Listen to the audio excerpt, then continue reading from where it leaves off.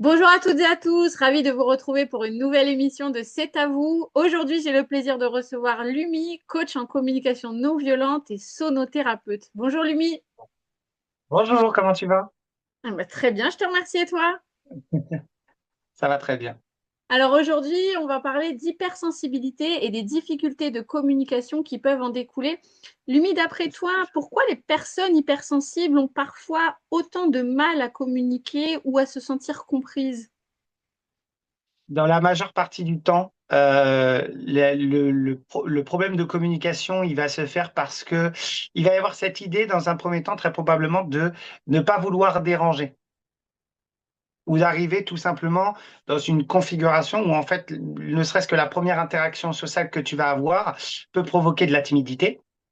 C'est la première base. Le je n'ose pas trop, et on va aller jusqu'au point où ça va être des peurs qui peuvent se révéler. Ça peut être j'ai peur du cercle social qui me dit que ces gens sont pas dangereux, qui me dit que ces gens sont pas. Et tu vas avoir ce genre de réaction derrière qui va se produire. Maintenant, cette hypersensibilité, comme on l'entend, elle va être autrement perçu, je dirais, par un peu tout le monde, en fait, hein. Il va y avoir différentes manières vraiment de l'appréhender. Et la première chose, ça va être de voir si déjà, comme on disait, est-ce qu'on est prête à aller vers ce cercle social ou est-ce qu'au contraire, on va s'enfermer dans sa bulle et tu peux avoir aussi le fait d'être casanier Oui, aussi. entre autres, de pas forcément aller à la rencontre, et c'est pas pour autant que ces gens-là, très souvent, vont avoir, par exemple, tu vois, un cercle avec des amis, etc. Mais ça va dépendre aussi des goûts et des couleurs, j'ai envie de te dire aussi. Donc ça dépend vraiment de pas mal de choses. Comment, Ouais. j'allais te demander comment on peut reconnaître une hypersensibilité, mais au fond, tu y as un petit peu répondu. Peut-être que tu as d'autres éléments à nous donner. Moi, dans mon cas, je sais que c'est quelque chose qui me concerne, puisque, bah, comme je te l'ai expliqué, j'ai une base, en fait, où j'ai fait un diagnostic au niveau du TDAH et du TSA, qui s'est avéré positif. Dans mon cas, je vais te prendre l'exemple de l'hypersensibilité. Je vais avoir un émotionnel très fort.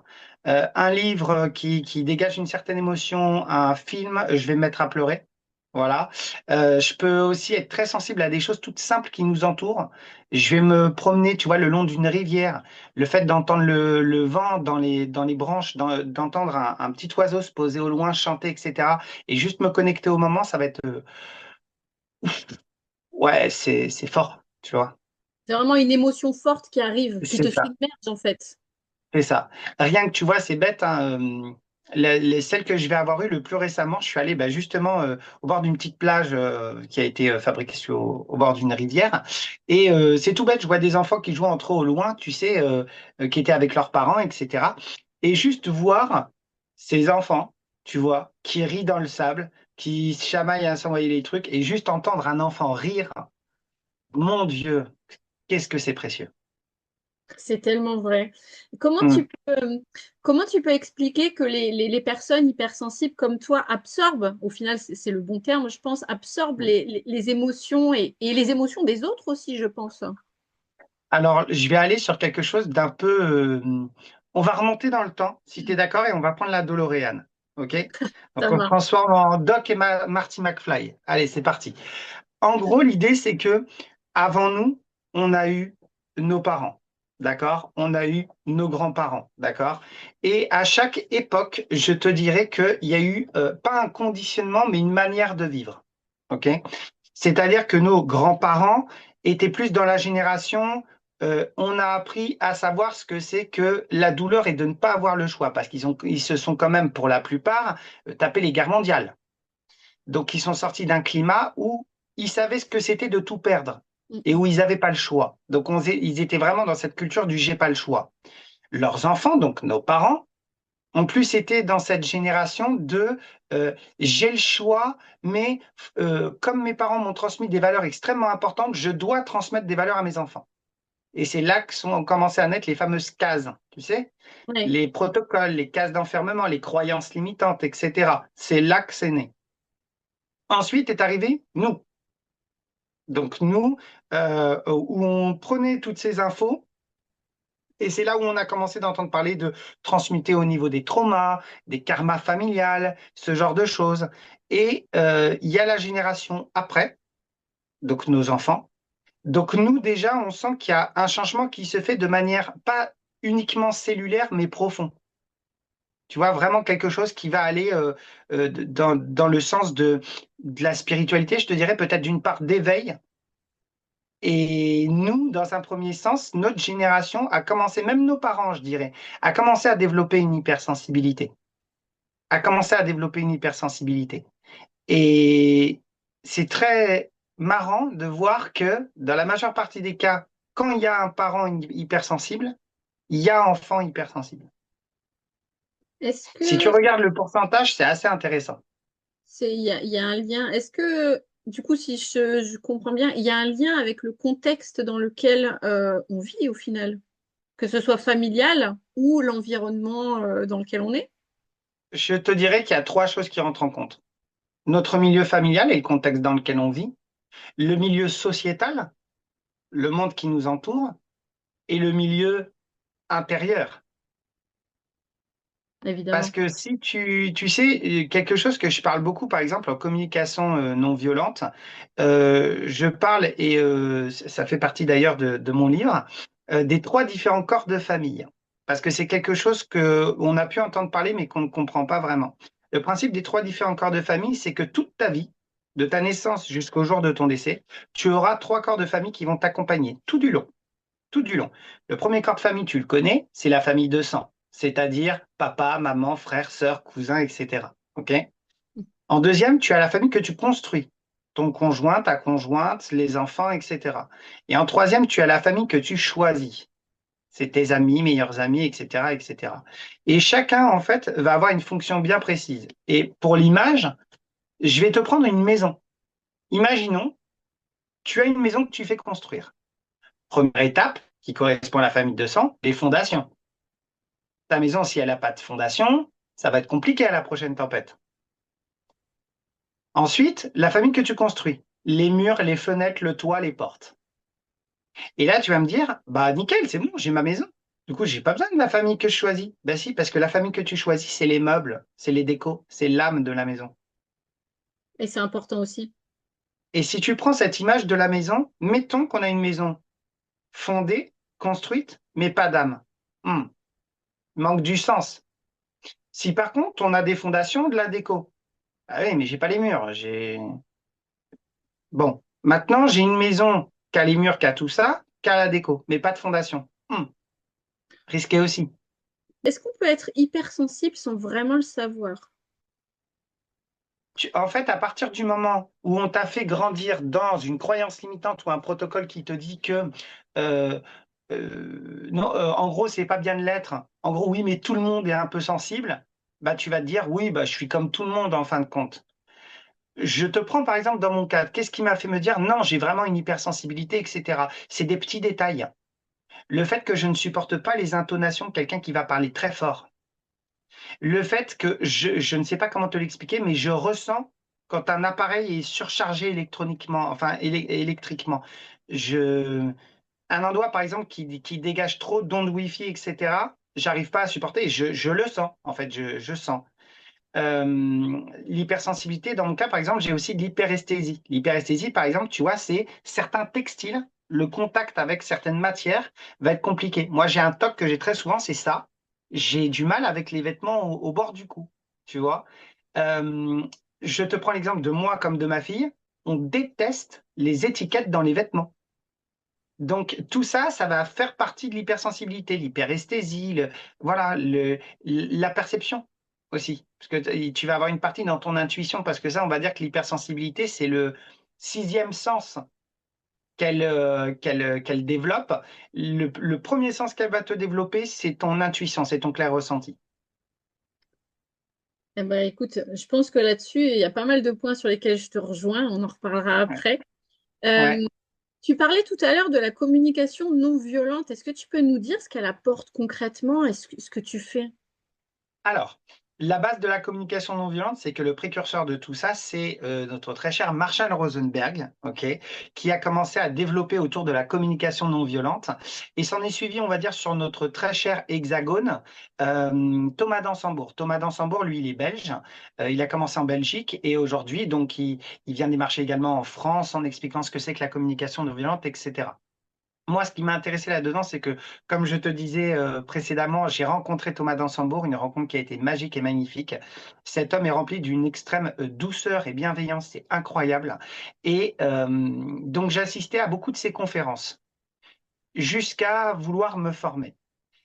Et ça s'est passé en deux étapes. La première étape lors de ces conférences, c'est que je me suis dit, mais comment est-il possible qu'actuellement notre système archaïque qui existe n'ait pas dit oui à ça, et pire, ne l'ait pas mise en place.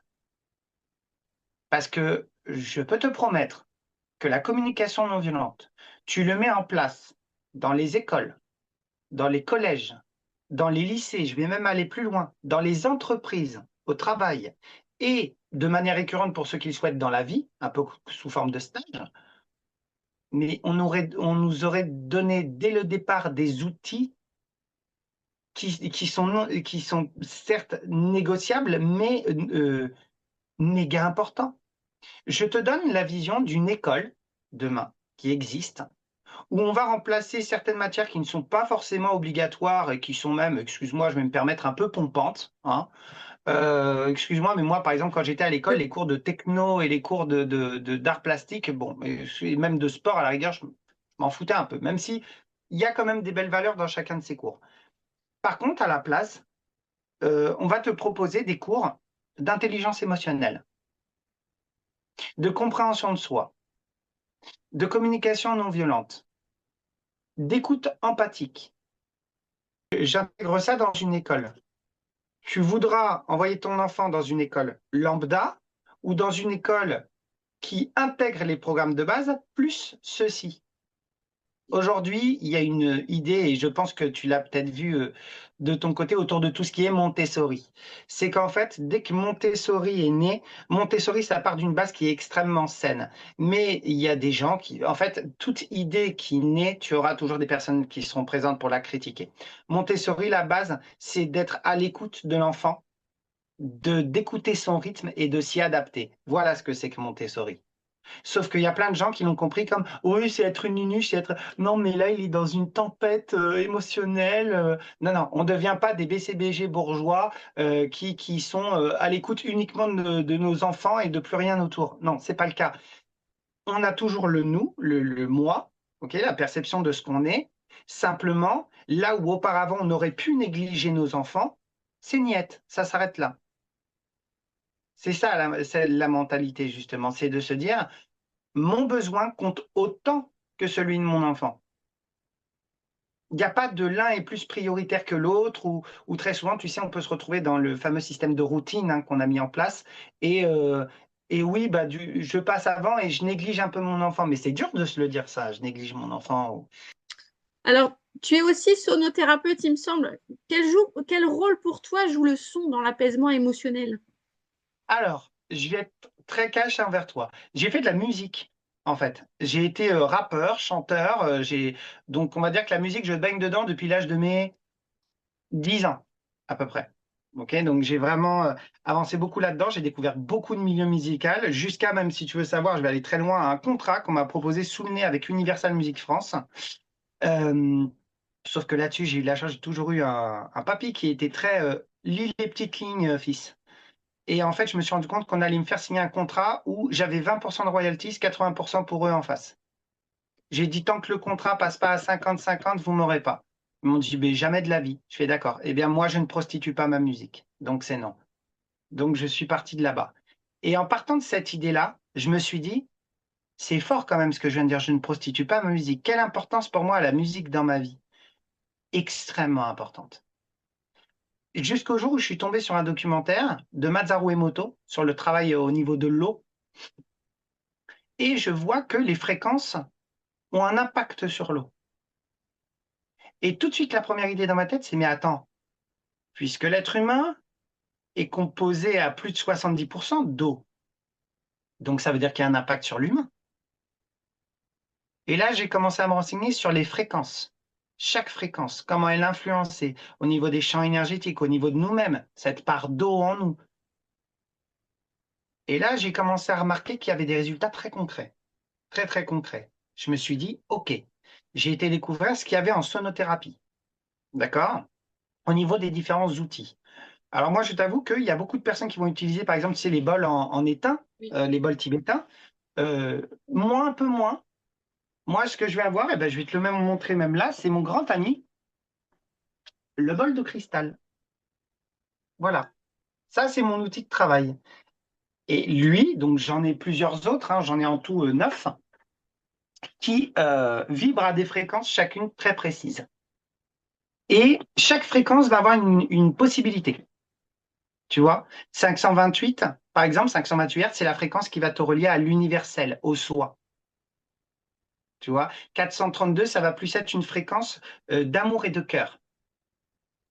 Et tu vas avoir chaque différence comme ça, bien précise. Une 174, par exemple, elle va aller agir sur ton corps. S'il y a des choses qui ont besoin d'être guéries au niveau de ton corps. Chaque fréquence va agir précisément.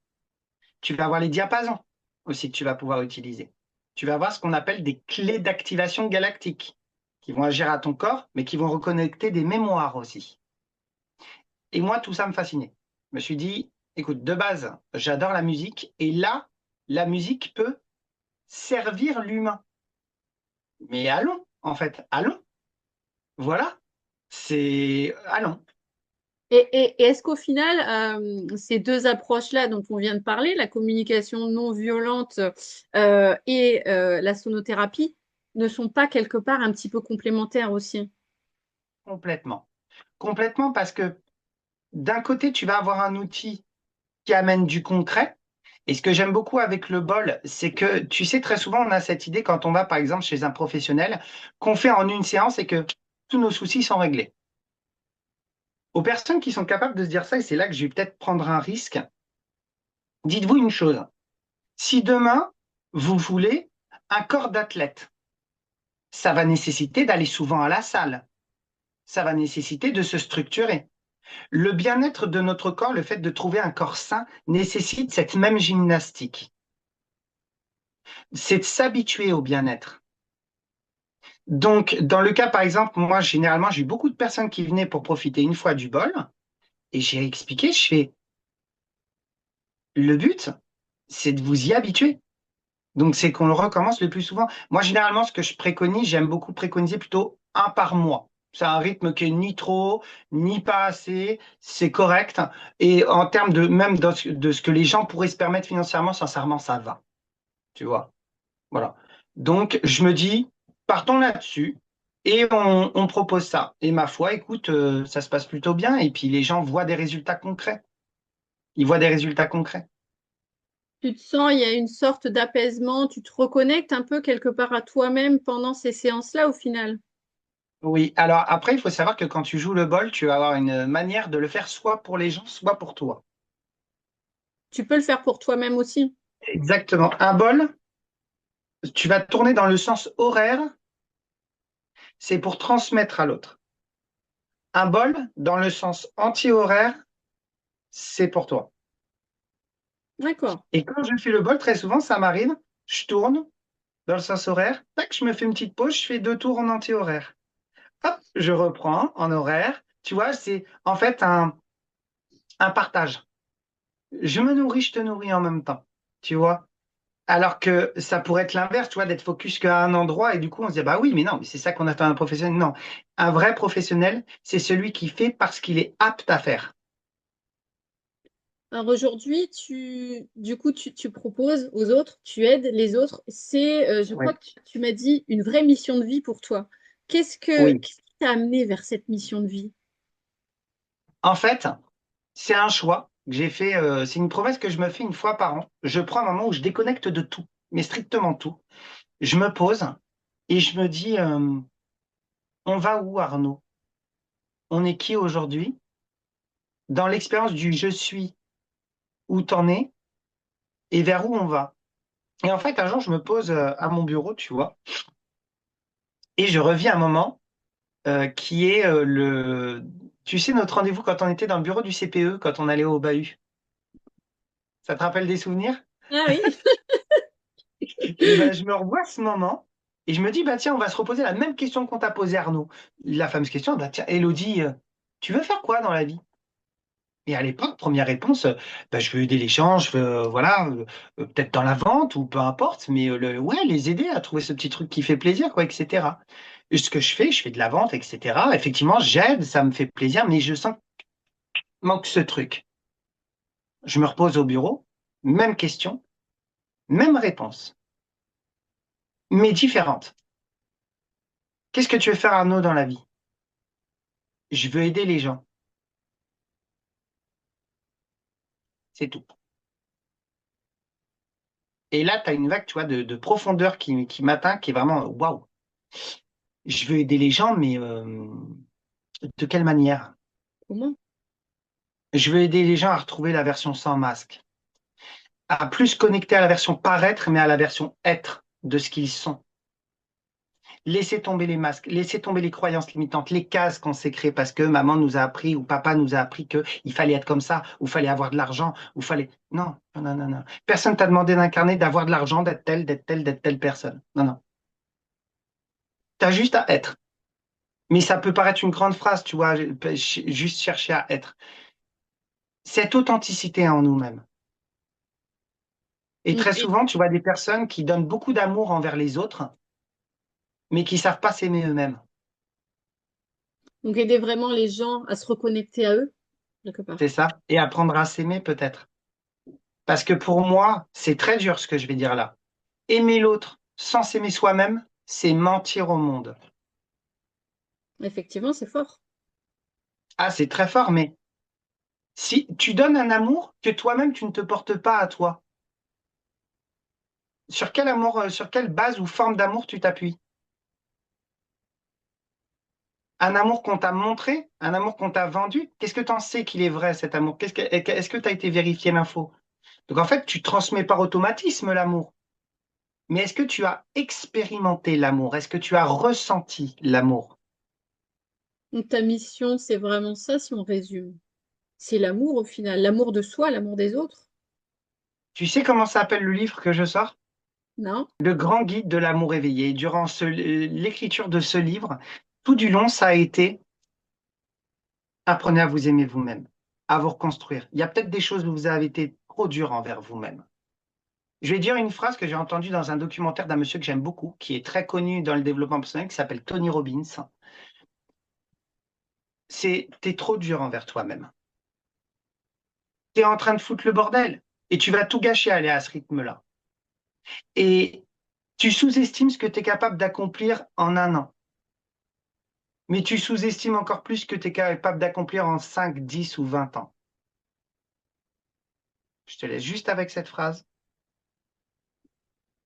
J'allais te demander justement pour clôturer cette belle mise en lumière, j'allais te Mm. demander si quelqu'un regarde cette vidéo aujourd'hui et Oui. se sent dans une situation pas forcément confortable, peut-être Mm. incompris, peut-être trop sensible, peut-être quelqu'un qui a des difficultés dans sa communication ou à s'aimer ou à aimer les autres, Mm. qu'est-ce que tu aimerais lui dire?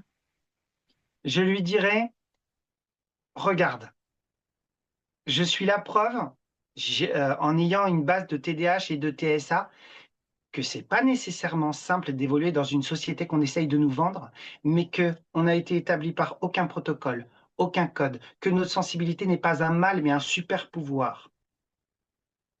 Et que si on a les outils nécessaires pour se reconnecter au soi, à l'amour qu'on a envers soi et donc qu'on peut émaner envers les autres, on est capable de devenir même pas un humain 2.0, on est un humain 12.0.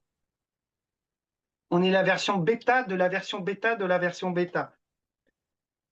On devient un super humain, ce que j'appellerais un super humain. Et dans ce que je propose, je vais essayer de le synthétiser de manière simple. La sonothérapie, c'est l'outil pour le corps et l'âme. La communication non violente, c'est l'outil de communication qui sert à changer certains protocoles qui ont été établis dans notre manière de communiquer entre nous. Et enfin, l'autre que je fais, le coaching, donc de manière totalement générale, le but dans le coaching, c'est de provoquer des déclencheurs. Tu sais, c'est justement ces fameuses cases qui sont tellement ancrées depuis des années que tu n'as pas eu ce truc, cette phrase que tu as entendue où tu t'es dit, ah mais bordel, c'est vrai. Mais c'est tellement vrai. Et tu te prends intellectuellement et dans le corps une espèce de, je vais dire, de claque spirituelle qui te t'amène à un état de conscience où tu revois tout le truc d'une manière différente. Et je dirais que les trois sont utiles parce que tu as l'outil pour le corps, tu as l'outil pour la communication et tu as l'outil pour l'être. Et c'est C'est ces pour ça que je trois-là. ne pouvais pas proposer une chose. Ouais. Je ne pouvais pas proposer une chose. C'est pour ça que je me suis focus pour l'instant sur ces trois-là. Je ne dis pas qu'un jour on n'arrivera pas du coaching spécialement dédié au TDAH, TSA, etc. C'est quelque chose auquel je pense beaucoup. Mais pour l'instant, je suis avec ces trois outils-là. Je développe au niveau de tout ce qui est TDAH, TSA, mais j'ai besoin peut-être encore de me former. Et c'est ce qui Voilà, est important aussi tout au long de la vie. Merci beaucoup c'est pour ça. ton très beau témoignage, très belle mise en Merci à lumière. toi.